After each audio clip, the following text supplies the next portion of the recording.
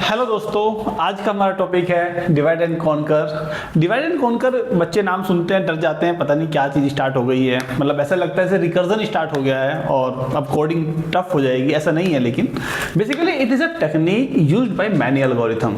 ये एक टेक्निक है जो बहुत सारी एल्गोरिथम्स इस टेक्निक को यूज़ करते हैं, जैसे बाइनरी सर्च, मर्ज शॉर्ट, क्विक शॉर्ट। ये जो हमारी एल्गोरिथम्स है, इनके जो कोर में जो टेक्निक है वो यूज़ होती है डिवाइड एंड कॉन्कर। और डिवाइड एंड कॉन्कर को अगर समझे तो इसका मतलब होता है प्रॉब्लम्स को डिवाइड करना and then find the solution of the sub problem. Conquer का मतलब मर्ज करना नहीं होता है, कॉन्कर का मतलब होता है सब प्रॉब्लम को सॉल्व करना। तो दोस्तों, अभी हमने दो वर्ड सुने, एक है टेक्निक, एक है एल्गोरिथम। टेक्निक होता है कोर कॉन्सेप्ट, एल्गोरिथम होता है किसी स्पेसिफिक प्रॉब्लम को सॉल्व करने का तरीका। जब हम नंबर ऑफ स्टेप्स लिखते हैं किसी पर्टिकुलर प्रॉब्लम को सॉल्व करने के लिए, तो हम कहते हैं हमने एक एल्गोरिथम लिखी है। जैसे अगर हम टेक्निक की बात करें तो हमारे पास मल्टीपल टेक्निक्स है। अगर डीएसए की बात करें तो एक टेक्निक है divide and conquers, two pointers, और इनके रेस्पेक्ट में हमारे पास एल्गोरिथम बनती है binary search, quick sort, merge sort. तो अभी हमने दो वर्ड सुने, एक है टेक्निक, एक है एल्गोरिथम।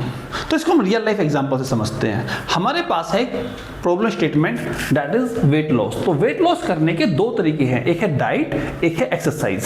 तो जो ये डाइट और एक्सरसाइज जो तरीके हैं, ये बनेगी मेरी टेक्निक। और अब मैंने चूज किया है एक तरीका या एक टेक्निक चूज करी है diet to solve this problem.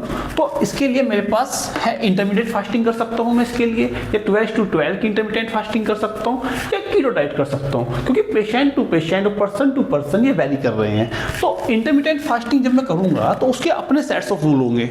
जब मैं 12 to 12 की इंटरमीडिएट फास्टिंग करूंगा तो उसके अपने सेट्स ऑफ रूल है। जब मैं कीटो डाइट करता हूं तो उसके अपने सेट्स ऑफ रूल है। तो ये जो सेट्स ऑफ रूल्स को यूज करके हम बनाते हैं एल्गोरिथम, और जो कोर में यूज हो रही है वो हो रही है डाइट टेक्निक। तो ये बनेगी मेरी एल्गोरिथम्स डिफरेंट पर्सन के लिए।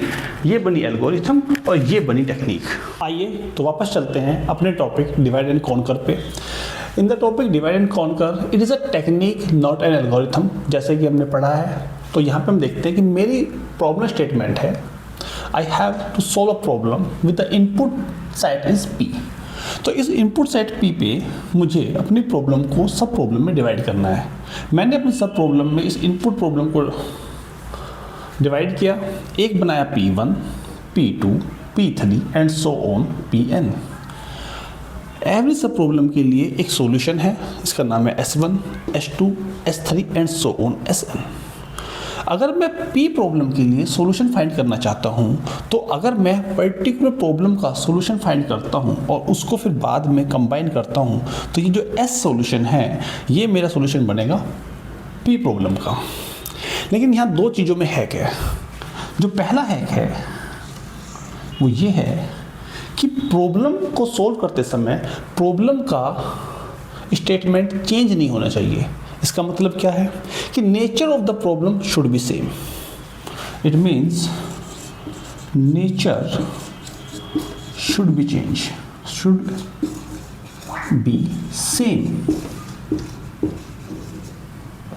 सेकंड, इसको हम अभी क्लियर करेंगे या इसको पहले क्लियर करते हैं।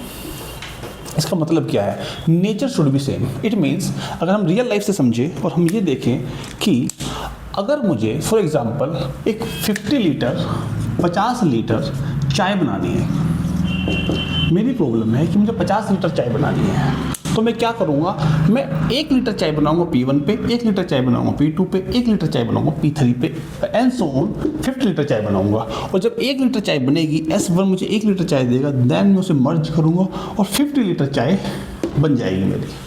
कई बार लोग ये सोचते हैं कि हम इसमें सब प्रॉब्लम में अपनी प्रॉब्लम को डिवाइड करते हैं। इसका मतलब क्या सोचते हैं लोग कि P1 का मतलब है यहाँ पे मैं अपने पानी को बॉईल करूँगा, यहाँ पे मैं अपने दूध को बॉईल करूँगा, फिर मैं उनकी मिक्सिंग करूँगा, फिर मैं अदरक कूटूँगा। इस तरह का लोग सोचते हैं, लेकिन ऐसा नहीं होता है। Nature of the problem should be same, तभी आप लगा सकते हो डिवाइड एंड कॉन्कर। अगर ऐसा नहीं है तो डिवाइड एंड कॉन्कर नहीं लगेगा। सेकेंड पॉइंट जो इम्पोर्टेंट है वो ये है कि जब हम एक प्रॉब्लम को सब प्रॉब्लम में डिवाइड करते हैं, ठीक है, जब हम एक प्रॉब्लम को सब प्रॉब्लम में डिवाइड करते हैं तो ये प्रॉब्लम आपस में एक दूसरे से इंडिपेंडेंट होनी चाहिए। अगर ये इंडिपेंडेंट है तभी हम इस डिवाइड एंड कॉन्कर को लगा सकते हैं अपने क्वेश्चन में, अपनी प्रॉब्लम में, अदरवाइज हम नहीं लगा सकते। तीसरी बात, हमें चाहिए एक ऐसा फंक्शन जो इनके सॉल्यूशन को कंबाइन करे। क्या हमेशा हमें एक ऐसा फंक्शन चाहिए होता है कि जहां हमें सॉल्यूशन को कंबाइन करना होता है? तो ऐसा नहीं है। डिवाइड एंड कॉन्कर का मतलब होता है प्रॉब्लम को लो, सब प्रॉब्लम में डिवाइड करो and then conquer, it means solve करो।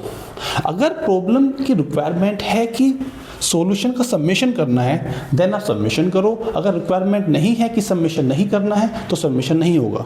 फॉर एग्जांपल, अगर हम बात करते हैं बाइनरी सर्च की, बाइनरी सर्च में हम प्रॉब्लम को डिवाइड करते हैं in the left half in the right half, but हम अपने सॉल्यूशन को फाइंड करते हैं लेकिन कभी भी सॉल्यूशन को मर्ज नहीं करते। वहीं अगर हम बात करते हैं हमारे सॉर्टिंग एल्गोरिथम की, तो हम सॉर्टिंग में क्या करते हैं, अपने प्रॉब्लम स्टेटमेंट को छोटी छोटी प्रॉब्लम्स में डिवाइड करते हैं, देन एक छोटे सेगमेंट को सॉर्ट करते हैं एंड देन सभी आंसर को मर्ज करते हैं। ओके, तो यहाँ इसकी एल्गोरिथम लिखी हुई है, इसको थोड़ा समझने की कोशिश करते हैं। तो क्या है, फॉर एग्जांपल मेरा एक प्रॉब्लम थी DAC on input set P। अगर P स्मॉल है तो डायरेक्ट सॉल्यूशन दे दूँ S ऑफ P। अगर P स्मॉल नहीं है तो जो डिवाइड होता है वो इनपुट सेट डिवाइड होता है, P1 P2 and so on Pk। Apply होता है सेम फंक्शन, प्रॉब्लम का नेचर चेंज नहीं होता है। अगर यहाँ DAC फंक्शन P पे लग रहा था तो यहाँ DAC फंक्शन P1 पे लगेगा, P2 पे लगेगा और उसके कोरस्पॉन्डिंग वो अपना सॉल्यूशन देगा। फिर हमें उस सॉल्यूशन को कंबाइन करना है, जैसे कि हमने पहले बताया कि सॉल्यूशन को कंबाइन तब करेंगे जैसी प्रॉब्लम की रिक्वायरमेंट होगी। तो आज के लिए दोस्तों इतना ही, और आगे हम इसकी 2 एप्लीकेशन पढ़ेंगे, एक क्विक शॉट और एक मर्ज शॉट। Okay, thank you.